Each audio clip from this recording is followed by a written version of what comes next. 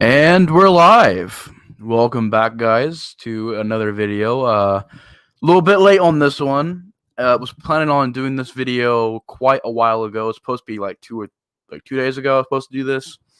Of course, as you guys know, Christmas Eve, Christmas Day, very very busy days for me. Overall, I had a very awesome Christmas. I can't say thank you enough to the fam for all the gifts. Just spending time with people, seeing people's reactions, opening their gifts, a lot of that stuff I've come to appreciate about Christmas. Growing up when I was a little kid, it was all about the toys and the games, and oh, what cool thing was I gonna get this year? Now it's become more of when someone asks me what I want, I really don't, know honestly. I'm just like, I just kind of want the experience of Christmas. That's kind of what I want, and yeah, it's been basically just a very simple thing now where Christmas Day for me is all about, hanging out with people, friends, seeing the reaction of people when they open their gifts, all that good old sappy, wholesome stuff. But overall, Christmas has come and gone. Part of me is kind of glad, part of me is not glad because I love that holiday, but part of me is kind of glad because Christmas is always like one of the most stressful times of the year, at least for me. And we're past it now, and we're on our way to 2021. We're getting in the Terminator years now. Pretty soon, we're going to be hearing about Sarah and John Connor and all that crazy stuff. But yeah, 2021 is coming up, and unfortunately, I was not able to do the last franchise review I wanted to do. But the Children of the Corn franchise, I think I'm okay. I'm pretty sure it's not thousands of people out there going, "Oh my God, review the Children of the Corn franchise." Honestly, I don't know why I'm doing it. I'm just thinking maybe the reason why I'm doing it is because I used to watch those movies a lot as a kid. I don't know why they always just scared me. As a kid, they scared me. Um, Maybe it's because it's the idea that since I was a kid, the kids in those movies were killing people, so it was just scary to me seeing that. But as I've grown older, those movies really aren't scary anymore, especially everything after the first film in that franchise is not really scary anymore. Um, but I do want to revisit the series. I don't know why, and I haven't found a DVD pack at Walmart, which I didn't get because I thought it was a little bit overpriced. They wanted $12 for a set, and I wasn't sure if I wanted to pay that much for a set. People are like, "Oh, it's a pretty cheap price." Believe me, with those kind of movies, you watch them once, you're probably never going to watch them again. Especially the sequels, man. Like the first movie, I legit love. The first Children of the Corn to me is a legit solid ass horror film that I think has a lot of good stuff to it. Does everything work in the first Children of the Corn? No, but I think, especially when you compare it to the sequels, um, I think a lot of stuff really works in the first Children of the Corn movie, and honestly, I think is one of the more better Stephen King adaptations. Which I don't think Stephen King really likes that series. Um, I think he maybe thought the first film was okay, but even he had problems with it. But I wanted to review the Children of the Corn franchise mainly because I haven't covered those movies in years. I mean, that was one of the first franchises I ever did on my channel. So that, plus the fact that I haven't watched the sequels in a long time, grew up with the sequels, like mainly 2, 3, 4. I watched that one a lot growing up. You know, Mainly just the 2 and 3, honestly. 2 and 3 are the ones I watched the most back to back. And I don't know, man. Just part of me kind of wanted to revisit that franchise. I don't know why. I really don't. Doing this commentary a little early today, so I'm not sure if we're gonna get a whole lot of people joining. I mean, it's Saturday, 9:30 in the morning, so we'll see how that goes. I always do my streams either really really early or really really late. So we'll see how everybody's doing. It's the day after Christmas. Everybody probably recovering from Christmas Day. Probably did some partying on Christmas. I don't know. We'll see how that goes. But today I want to do a commentary on a film that I think is one of the best slashers out there. I think it's a top quality slasher film that really, when people talk about slasher movies from back in the day, they always talk about how, oh, they're sleazy, there's no plot, there's no point to the movies. It's just all about death scenes and the gore effects and the characters being dumb. Um, to me, I point to certain slasher movies that to me break that boundary. Now, yes, most slasher movies do have dumb characters. I can't really think of a movie besides maybe stuff like uh, Tucker and Dale versus Evil had a pretty smart cast where there were people questioning things, or maybe Cabin in the Woods, which even that really isn't totally a slasher movie. It's got slasher elements in it, but it's not totally a slasher film. Um, I don't know. Maybe still like The Burning, Sleepaway Camp. Maybe those movies have some clever characters here and there, but really, characters are one of the things in slasher movies that you really don't go into the movie for a great plot or a fantastic performance from the actors or a wonderful cast of characters. Slasher movies are more about just the fun ideas, the look of the killers, the way they film the movies. I always find slashers that have a good atmosphere to them, and I love the old school way they used to do slasher movies, where the way to keep the suspense is to film POV, so you never see the killer for most of the movie. You're mainly only seeing a point of view of the killer. I'm going to check real quick if my audio is working. I will be right back, ladies and gentlemen. So I'll be right back.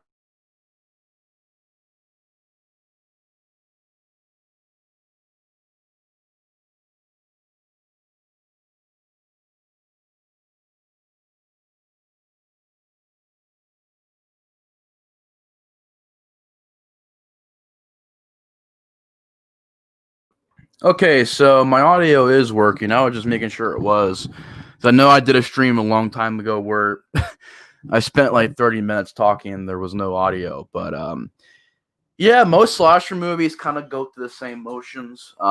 Most of them don't really, have the greatest characters or acting. But this movie to me, this movie and like My Bloody Valentine were the two that really stuck out to me when I first seen them.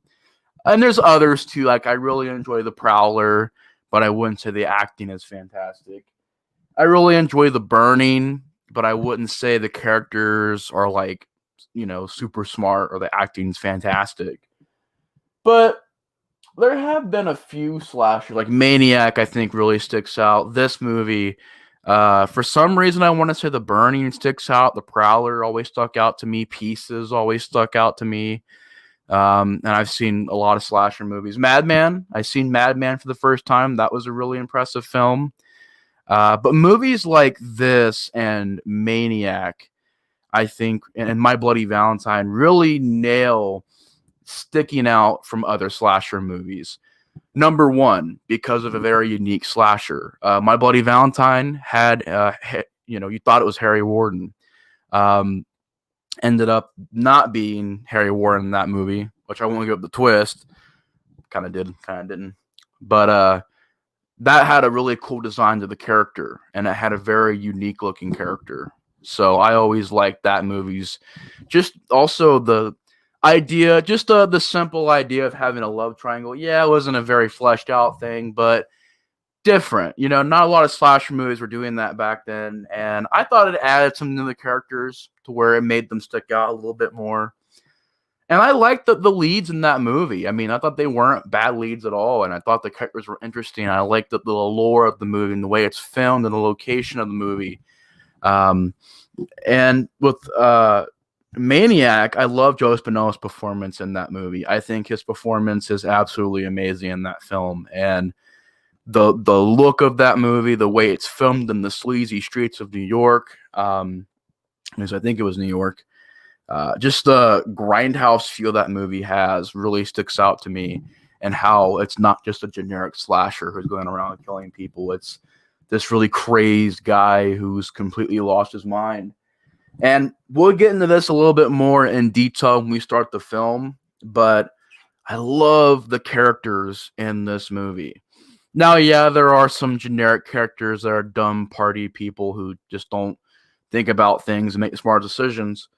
And yes, there are some performances that are a little dodgy, but I love the story to this movie, and I think it's such a weighted story. Like, it has such a good weight to it, and it makes you interested, and you care about, and you feel kind of bad for this killer. Like, you don't really. It's not like he's a hero, but you feel bad. You sympathize with this killer because of what he goes through, and I think the story in this movie, the story, which very rarely in a slasher movie is nailed. The story I thought was really interesting. Of course, the setting of Christmas. Of course, if you look in the front cover, this is one of the first editions that came out on DVD for this movie. I know there's a Blu-ray set of the series out, which looks nice. I will admit, it does look pretty nice. I think it comes with all 5 movies or whatever, maybe the remake as well. But I know there's also Blu-rays of this. I know there's also a Blu-ray of My Bloody Valentine. I have the Burning Blu-ray. So, and Maniac, I think, also has a Blu-ray. So, maybe one day I can update this, because this DVD, back when I first got it, it was kind of hard to find a DVD copy of Silent Night, Deadly Night. Just to find a copy of this movie in general. I thought, well, back then, it was just very hard to find this movie. And, it was rare. It was a really rare slasher movie for years, especially this version of the movie where it's uncut, uncensored. You're getting the full version of the movie. Because back in the day, it was heavily censored. And there were parents that were absolutely furious with this film. And this is one of those controversial slasher movies, like Maniac. It was very controversial when it came out and made a lot of noise. Mainly because the killer dressed up as Santa Claus and kills people, which I get it. That is a very crazy idea of having that be the image of Santa Claus being this killer, but it's not actually Santa Claus. And I feel like we've seen that done before. I mean, hell, there's Tales from the Crypt. The old version from the 70s had a story where there was a crazy Santa Claus, and I don't know if that got a lot of, but this was like, maybe because it was theatrical. This was a theatrical film that had a decent release.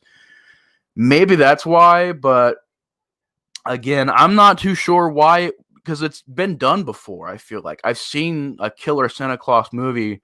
I think there was one before this, if I'm not mistaken. I didn't see it, but it's called Christmas Evil, I think, was before this movie. And ever since there's been, stories done about a killer Santa Claus or a guy dressed up as Santa Claus being a killer. It's been done after this movie as well. But I do believe it's done before this movie too, if I'm not mistaken.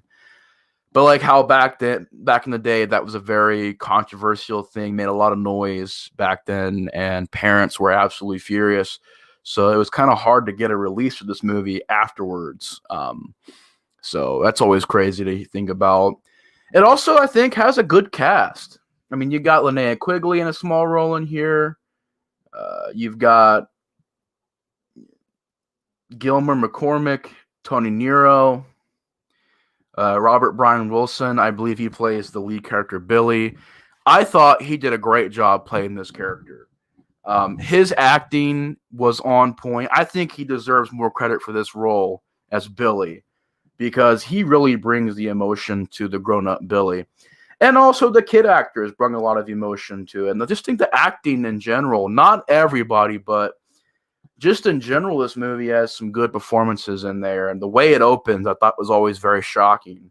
Like, not too many slasher movies open up and actually shock you like this. And of course, with it being restored, you have beautiful gore effects. You've got the nudity in there. You've got just the craziness of this movie. And this DVD edition, I'm not sure what the newer editions have. This has an interview with the director, has a trailer and still gallery, posters, and it has down here Santa's Stocking of Outrage. I think, if not mistaken, that was either clips or videos of like newspapers and reports about just how fucking crazy this movie's release was back in the day. But yeah, this is going to be tonight's commentary. It'll be on Silent Night, Deadly Night, one of my favorite slasher movies out there. Of course, still snowy outside, still wonderfully chilly. So we will get into this in a second. I am doing this pretty early today because there's nobody in the live yet, but I'm pretty sure people will come in as we get the thing going. But if you're watching this video afterwards, I'm going to be counting down from 5 and to press play. I am right at the beginning of the movie, right before the logo of the movie shows up with the, the creepy kids singing, Santa's waiting. That song, creepy kids singing, that's where I'm at. I can't remember the name of the song right now. I'm still kind of tired. But yeah, I'm going to count down from 5 and we will start watching Silent Night, Deadly Night. It's actually pretty cool I'm watching this because I haven't seen this in a while, but let's get started. So 5, 4, 3, 2, 1, start. And I'm actually watching this DVD on my good old PS2 because my PS4 is having issues right now. So I'm going old school for this. I actually have my VHS out as well. I always loved this opening credits right here. I mean, boom, gets you right into it. I remember the first time I seen this movie, I was like, okay, very cool opening. And I believe this was like, there was many names to this movie. I can actually research it real quick. There are a lot of titles for this film, like alternate titles and stuff. It's like Black Christmas. That movie had a lot of alternate titles as well. But yeah, I love the opening credits. I love the music. We got Ben Grimm. What's up, man? We're watching Silent Night, Deadly Night, man. One of the holiday favorites. If you would want to, you can pop it in. We're right at the beginning of the movie, so this is the best time to hop in. So we are right at the beginning credits of this movie. So this is one of my favorite slasher movies. How you doing today, man?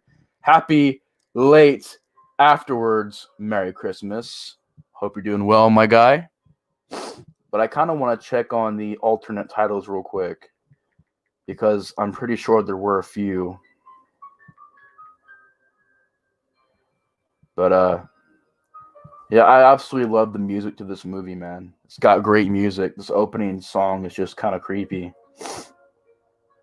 There is a way you can check on here on IMDb, but I can't remember how to find it. Apparently it had a budget of $1 million, which is, oh, you watched the whole series the other day? It's Boxing Day. Who's up for the fights right now? I'm not sure. I haven't watched it. I haven't watched boxing in a second, but do you know what fights are going on right now? And look at this location right here, man. Another thing that makes this movie really stand out is the direction and the filming location. I mean, absolutely beautiful opening in this movie. A lot of mountain shots, snow everywhere. This is a very well-directed and well-made movie for what it is. And apparently it had a budget of $1 million, which is quite a lot for back then. It only made about $2 million worldwide, which is there's no profit there. It's like a profit of maybe $1 million. So it made your money back. But I think the reason why it didn't make much money is because, first of all, I don't think it released very much. So I'm surprised it even got a sequel then if it made that much back. Fortunately, I can't find the alternate titles on here, but I know there's a few of them. Apparently, there's alternate versions, which is like what I have. My version is different than the original version because the original version, maybe I was thinking of Black Christmas because Black Christmas has, I believe, a alternate title of Silent Night, Bloody Night, I think is the alternate title for Black Christmas. And there's something else too for that. The movie had quite a few. Maybe that's what I was thinking about. Boxing Day is a British holiday. It's Christmas for the people. Oh, I feel so bad for saying that now. For the people who had to work on Christmas, basically. I did not know that. I'm a dumbass. I'm so sorry, Ben. I sound like a fucking idiot just saying that. I thought it was like a fight day or so. I'm like, damn, they're fighting the day right after Christmas. Because most time when I hear that over here, when I hear Boxing Day, I think of there's fights going on. That's why I thought that. My bad, man. I actually did know that though. It's very cool, man. So do you have the day off right now? You had the week off, some time off from work and everything. Celebrate that.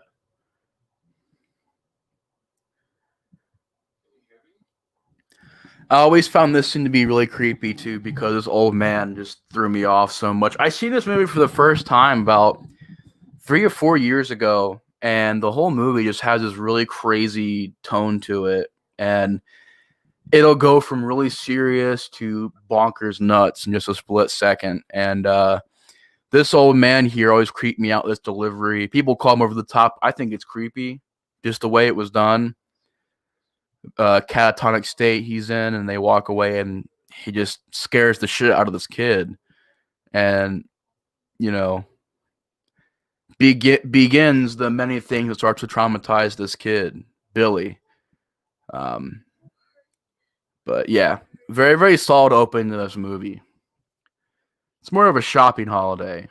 Interesting. You guys got any malls over there? Any big shopping centers gonna go to? I think I'm shopped out, man. I don't think I'm gonna do any more shopping for a while. It's just out of the question right now. Spend a lot on the holidays, man. That's all I'm gonna say. Spend a lot on the holidays, but everybody does.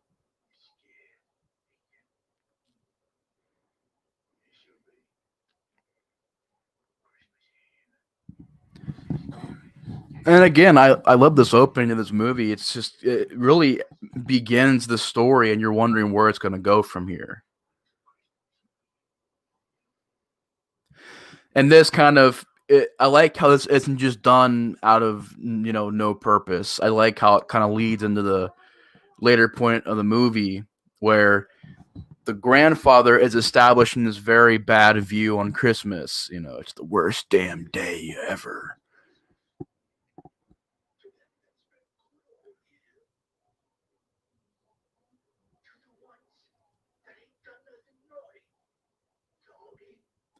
And this is where it establishes the whole naughty thing where, Santa Claus, only brings Christmas to brings presents to the good kids.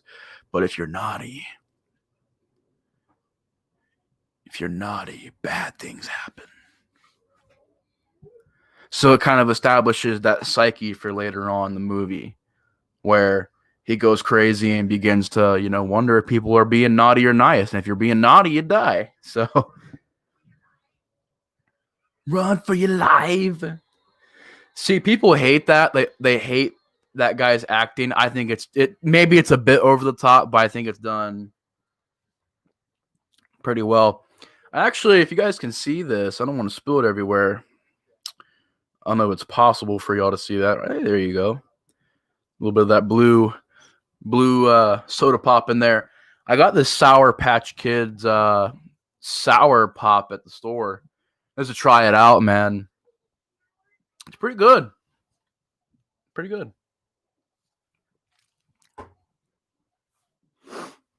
And now I'm thinking about this is how healthy I am. You guys want to hear my diet plans? Thinking about getting Taco Bell. Probably they don't open till 10:30 around here, so I'll probably get some. This movie should be over by 11. This movie's not very long. Another plus to it. I think also right here they established this family as, good wholesome family. The wife, the husband, the kid, and his brother. And the brother also plays a key point in this movie because the brother would go on to be the villain in the second movie. Which I may do a commentary on that too. I mean, I'm free till Monday, so we'll see how that goes. But I've never seen part 2 to this movie. but I've heard it was absolutely nuts. Yeah, see right here, this is where it establishes that lore. You know, if you're naughty, Santa Claus will punish you.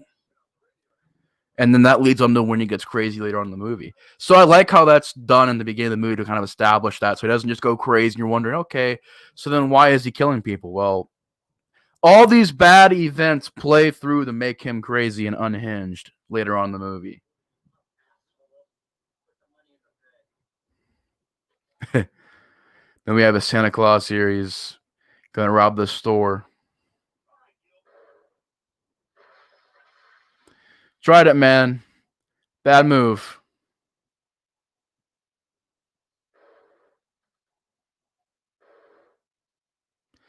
It is violent, man. This movie definitely is violent. Merry fucking Christmas. There's a bit. Okay, I will say this. It's not 100% a serious movie.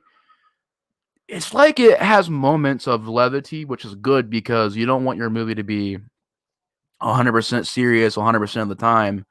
But there's like little moments of levity. But when it gets crazy and creepy, and when it gets down to earth, it really does know how to do it. And one of my favorite scenes, one of the most effective scenes in all of horror history, I think, is coming up right here. People are gonna call me crazy. They're gonna be like, "What?" Out of this movie. When I first seen this movie, the murder of this family is powerful, man. It is powerful because this poor kid sees this guy dressed up as Santa Claus doing this to his parents, and just the way the director handled this moment, it could have been something that was ridiculously over the top, but I thought he handled it very. It was very disturbing opening, and how they have this song playing in the background. It's going like, hush, little baby. And you got that song playing, the craziness going on. The Santa Claus has to rape the wife. It's a very just powerful scene. It's very sad to watch, and the whole family gets murdered right in front of this kid. Of course, very traumatizing. And I just think this is a very effective scene. It's a very crazy scene. It's just ruthless, man. Completely ruthless. Half of part 2 is recap of part 1.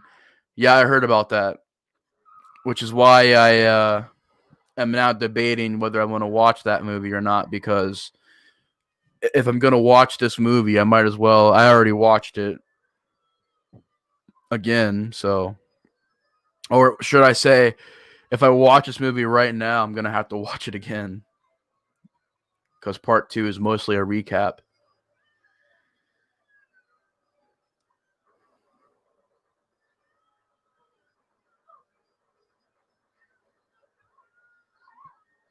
Very just horrifying opening to this movie, man. Like I said, it's probably one of the most powerful scenes in horror to me. Just something about it, man. Very effective scene.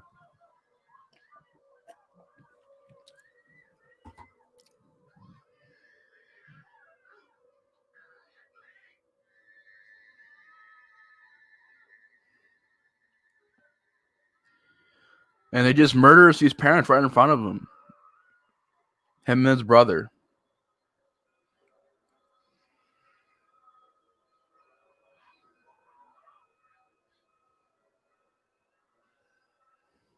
Absolutely crazy, man.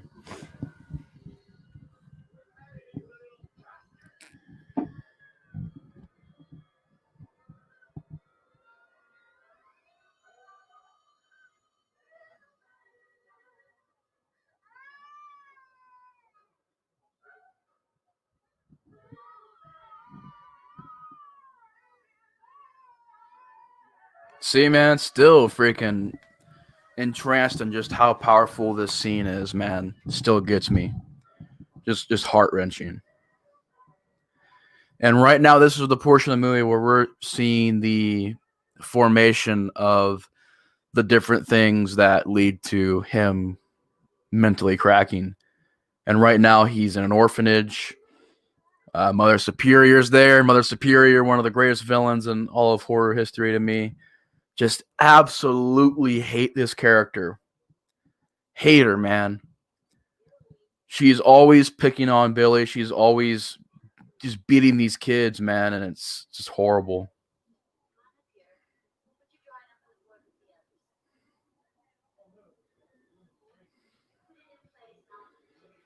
Billy rocking the mullet there.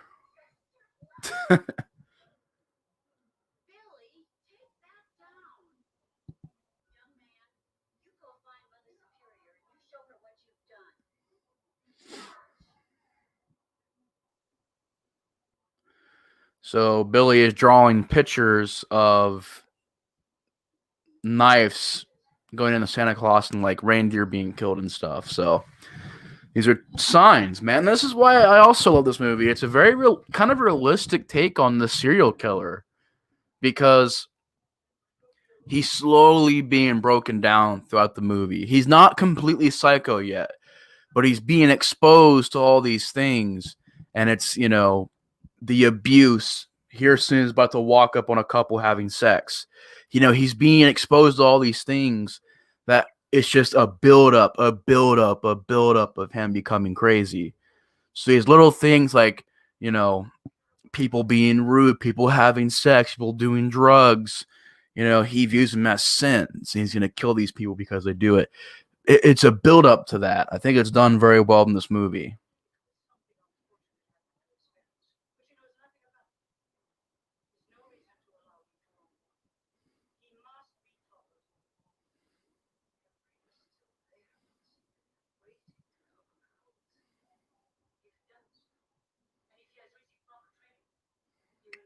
So they're saying right here that he can't remember anything that happened that night. Like maybe he was too young to remember what happened, but eventually the memory will come back to him. I thought this character right here, the girl who kind of works with Mother Superior, I thought she was a very likable character. Obviously trying to help out the Billy character.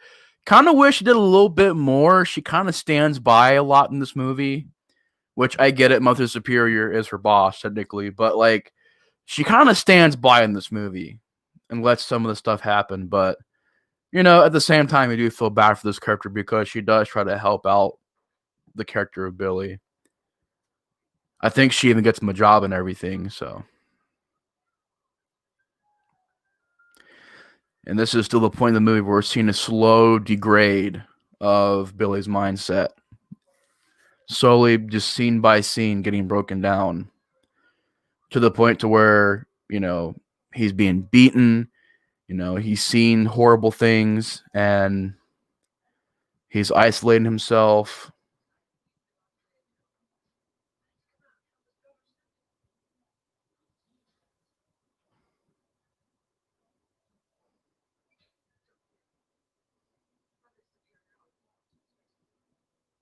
Sorry that I'm quiet. I just really enjoy this movie. I'm really getting into it. I haven't seen it in a minute, so if I seem kind of silent throughout this commentary, I do apologize for that. This kid is rocking the mullet. You could tell it was the 80s, man. Freaking Kurt Russell had a mullet. Pretty sure everybody had a mullet back then.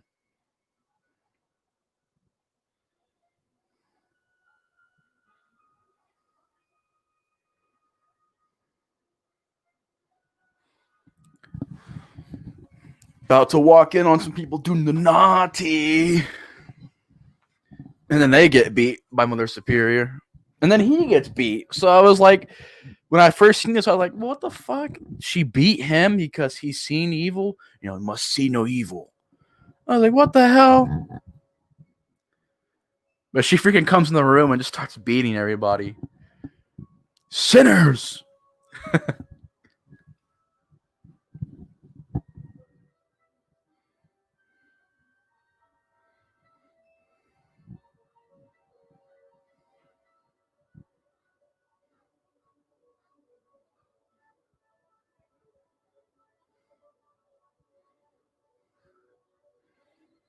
The 80s shots, the slow pan up the leg, up the shoulder, to them just smooching.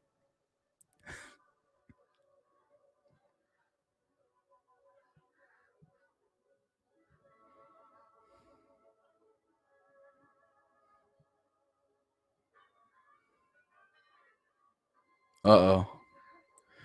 Here comes good old Mother Superior, ready to beat the shit out of some people. And now he's starting to remember. I guess this is when he starts remembering what happened to him as a kid.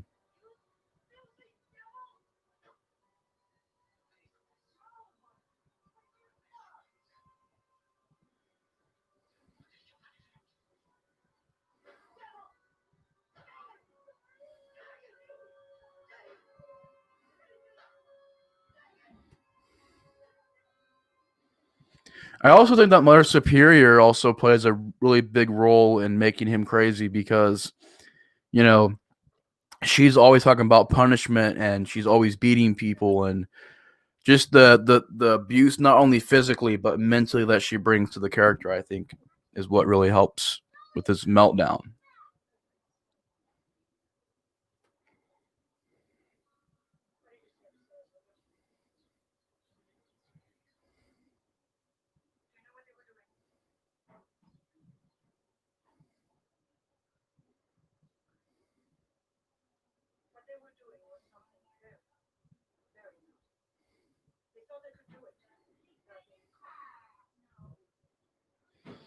What they were doing was something very, very naughty.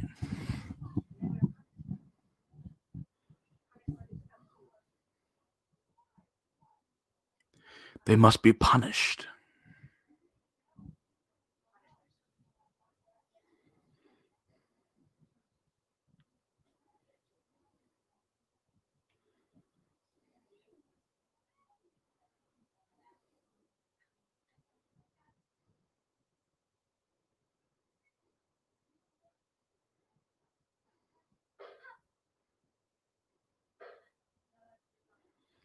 See, I don't understand why she's whooping him.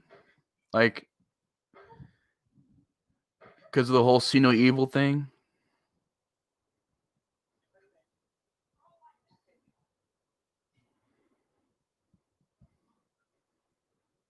What an asshole. I really can't believe she did. When I first watched the movie, I'm like, what the hell? What did he do?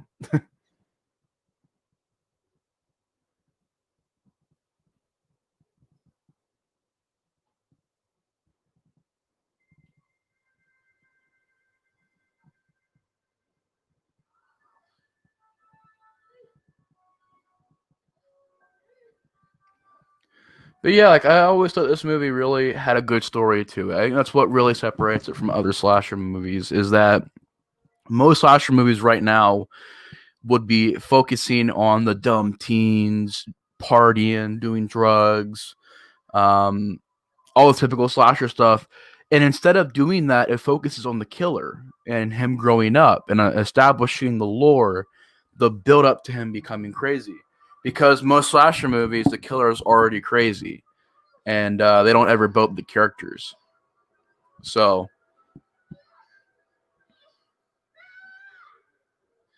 so I always found it to be very unique in this movie how they build stuff up.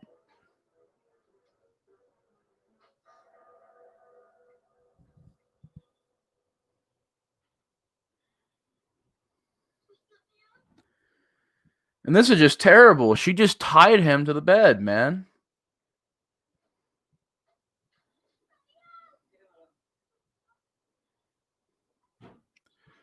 This is really this that's terrible, man.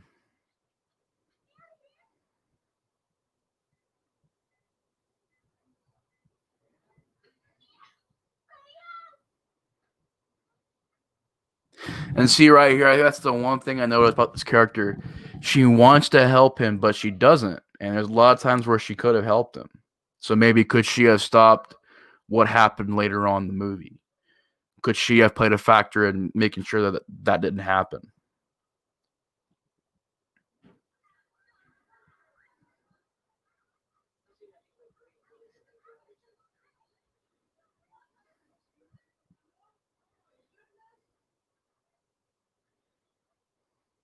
Even on Christmas Day, she's being a jerk. Like these kids are opening their presents. I see nothing but greed, not gratitude. Really? They really make you hate this character, man. They really do. Just gets under your skin, man. Yeah, we'll see how well your methods work, right? When he goes crazy and starts killing people with an axe. We'll see how good your methods work then. But yeah, I like how it's a different change of pace because the Friday the 13th movies at this point we're still doing the same old thing of here's the teens, here's the kid characters, the teens are partying, blase, not really focusing on the slasher, which is Jason. And I mean, maybe a few films before this, like maybe Maniac did stuff like that, but I don't know, not totally. Or not a lot of movies. And right here, this is when we learn about his fear for Santa Claus. He absolutely is terrified of Santa Claus. Holy shit. Just decked the hell out of that Santa Claus, dude. Just knocked him out. KO.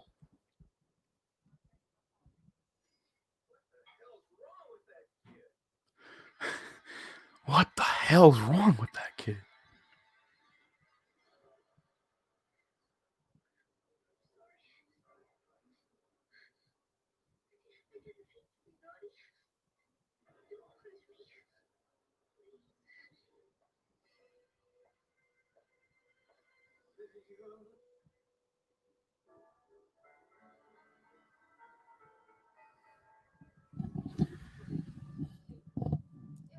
And this is present day Billy getting a job. Getting a good old job working retail. Never worked retail myself. Kind of wanted to just to try it out, but never got around to it yet. I don't know. I know I'm never working fast food. That's never going to happen.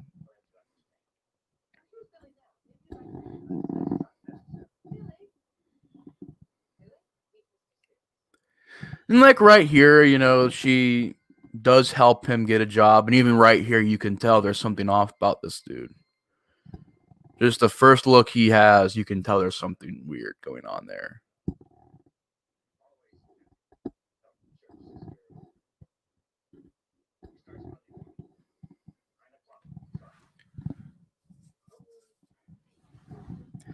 And I mean, at first, you're kind of like, okay, maybe he's not crazy. Maybe it's just, whatever. He's working, has a job. Oh, one of the greatest freaking montages, man. Wrong side of the door.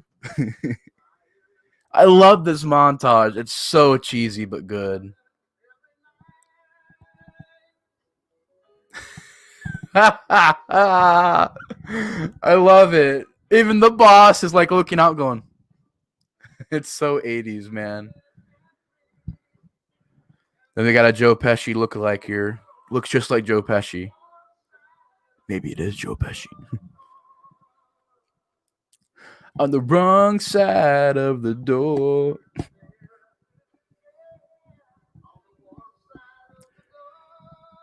And this dude's kind of like a Boy Scout, drinking milk, offer some whiskey. He's like, no, I think I see Star Wars. Did I just see a Star Wars toy? I see Smurfs. Did they get the copyrights for this?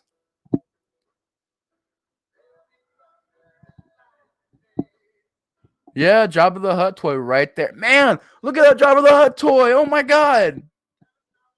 That's so awesome. Still afraid of Santa Claus. You can see all those retro toys. That's so cool.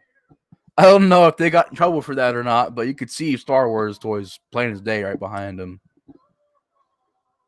But you see, back then they weren't too worried about copyright or 30 seconds of music or any other small little 30 seconds of copyrighted material.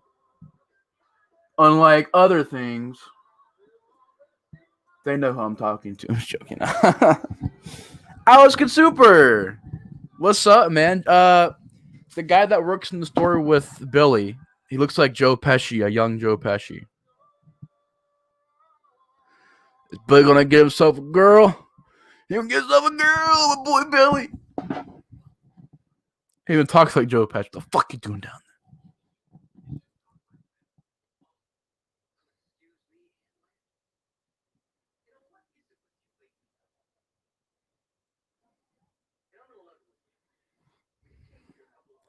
That dude, he talks and looks just like Joe Pesci. And I don't know if he was doing movies at this time or not. I'm not sure. This was like 84. So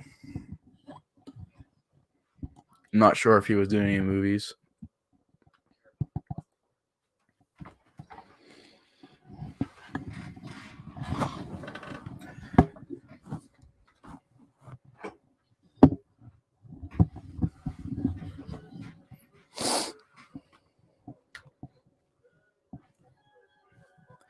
Made a clay figure of Billy in the Santa Claus costume once. Ooh, nice.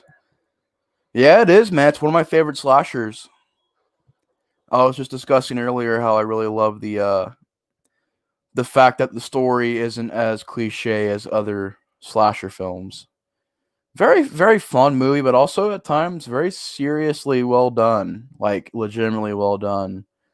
There are just certain scenes to me that really stick out at being really effective.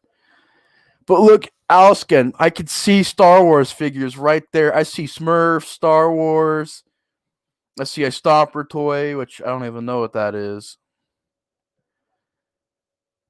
But yet, they probably didn't get in trouble for that. It'd be bullshit if they did. And like right there, I can see a playground set. Hey, what's up, Colton? How you doing, man? I'm watching this classic slasher about a killer Santa Claus, Silent Night, Deadly Night. You haven't seen it, man. It's a pretty fun movie.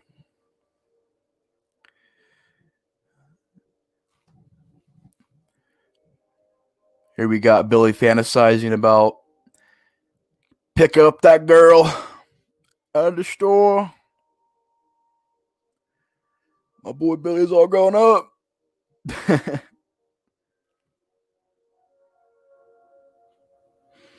This must have been so awkward to film back then, man. Just like, just lay there. You guys are both naked, or just lay there and like slowly caress each other, and we're gonna like do like 20 takes of this.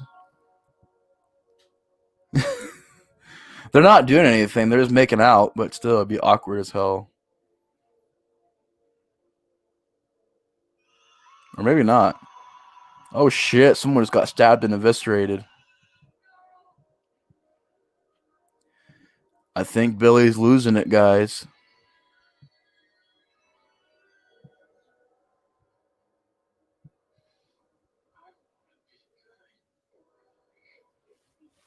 He's just crazy, man. I want to be good. I don't want to be naughty. Colt's like, man, Colt, I beat you, man. I'm usually not up before you. I've been up since like 7, dude. I wake up real early now. Is that G.I. Joe? I think that's a G.I. Joe figure. Is that really G.I. Joe? Oh my god, dude. I think that's the chick from Halloween 4. The one who's in the ambulance when the guy gets the finger in his head. I feel like I've seen him in another horror film as well. A lot of familiar faces in here. Linnea Quigley, who's also Return of the Living Dead. She's been in a ton of movies. She's also in this. But I've seen 3 Killer Santa Claus movies. Silent Night, Deadly Night, Christmas Evil, and Don't Open Till Christmas. The last 2 I have not seen, but I did see Black Christmas and Colt and Alice Can Super. Black Christmas, the original, one of the best quality horror films I've seen. Just watch it, man. Especially right now. Go out and find it. It's probably on Netflix or Hulu or whatever. Check YouTube. Those old school horror films are on YouTube most of the time. But if you guys haven't seen Black Christmas, dude, oh my god, it's so freaking good. Makes me go, oh my god, I wish movies today be like made like this. People with brains could actually make movies back then. We're gonna put a freaking jump scare right here. It's fucking awful. Never watch it. Okay, I'll take notes not to watch that one. Yeah, man, that's never happens. Usually I'm sleeping until 4 o'clock in the afternoon, but I don't know. I just try to get at least 6 or 7 hours right now, but I'm not usually sleeping that late anymore. Maybe sometimes, depends on how tired I am. There's a Mickey Mouse and there's a Superman outfit. Oh no, guys, they put Billy, the psycho killer, in a Santa Claus outfit. You know what that means. It's time for the bloodshed to start. There's also a really hilarious scene right.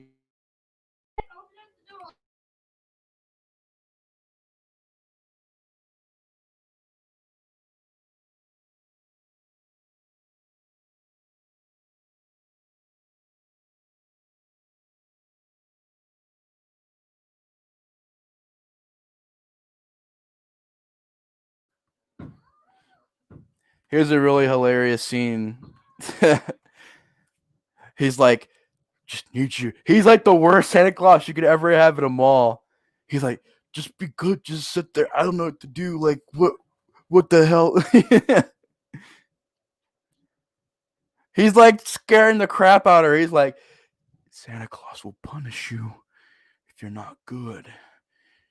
You're not naughty, are you? Dude, yeah. Fuck those remakes. I seen one remake. People tried to defend it. I don't personally understand why. I thought it was so bland. The 2006 one. I think the only thing that movie has and why people love it so much is because of the gore. I mean, yeah, it has good gore, but even most of that is like CGI enhancements. So, yeah. And then like the only other reason I can think of why people liked it is because they gave Billy a backstory, which was crazy, and it has this crazy thing going on with it. I thought I did a lot of bad moves personally, and I thought the cast. The thing about the original Black Christmas is the cast, the suspense, the filming, the way it's done, the comedy.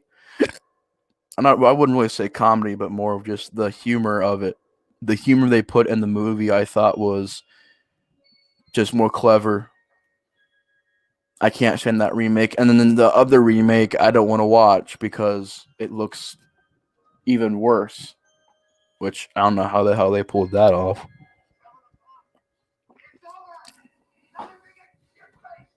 Ha! It's over. Christmas is over. Time to get shit faced. Is this really how those? Is this really how certain jobs be? They're breaking out the whiskey right now. Everybody having a party. Whatever that is. Things like rum or something.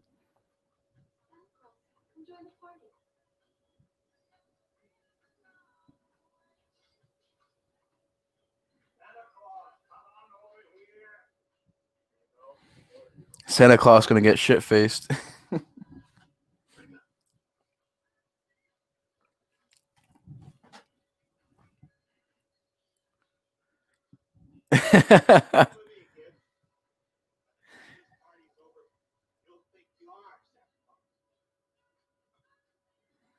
This is when we're seeing the breaking point, man. Billy's gonna lose it. Yeah, it came out last year, and there's been so you know what makes me really pissed off about that movie? As there's freaking gnats flying around me right now. So that pisses me off. But you know what else pisses me off? The fact that that movie went to theaters and got a wide release, but there are some excellent horror films that I've seen, quality horror films that deserve to go into theaters that never get to go into one theater. But yet that pile of dog shit gets to go in like 18,000 theaters and be widely released and shit. Like, I don't like that. I don't get that. And it literally didn't please anybody. It didn't please anybody. It's PG-13 slasher movie. What the hell? PG-13 slasher movies never work. Never. You tell me one PG-13 slasher movie or PG slasher movie that works. They usually don't. Or maybe there's like one. Mm-hmm. Yeah, I did talk about it for a minute there. I remember when the Bye Bye Man first came out, and that was the same reaction, man. I was just not feeling that one. The Forest, not feeling that one. And I actually seen the movie The Forest in the theater, and I remember it because people were laughing at it and instead of being scared by it. And I was sitting there like, damn, this sucks because as a horror fan, I want to see people get scared. Like the Evil Dead remake, that scared people. Paranormal Activity scared people. Uh, I've seen Conjuring 2, which scared people. The Nun scared people. But like that movie, nobody got scared. Everybody was laughing at it, and I was like, "This is embarrassing, man. I don't want to see people laughing at horror." People were mocking it, bro, and we were sitting there playing a game of mocking it. And I remember there was this chick in the theater. She was like being loud and stuff on her phone, and everybody was like, "This is the most entertaining part of the movie," and it wasn't part of the movie. Is where this this chick was in the theater with us, and she was on her phone, and like we were being like as we were like literally just waiting for her to stop talking because she was being loud, like really loud. I don't think I've ever seen or heard anybody this loud at theater before. She was just on her phone being obnoxious, and eventually we get a phone call here.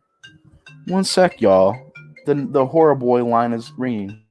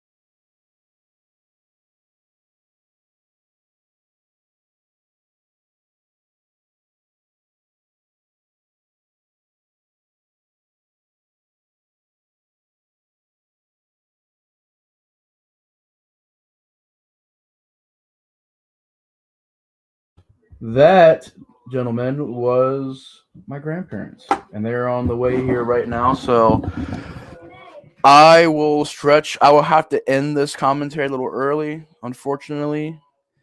So apologize for that, but my grandparents are on the way here right now. So I will have to resume this commentary some other time. Do apologize for that, but anyways, guys, I'll talk to you guys later. Peace out. Sorry. Duty calls.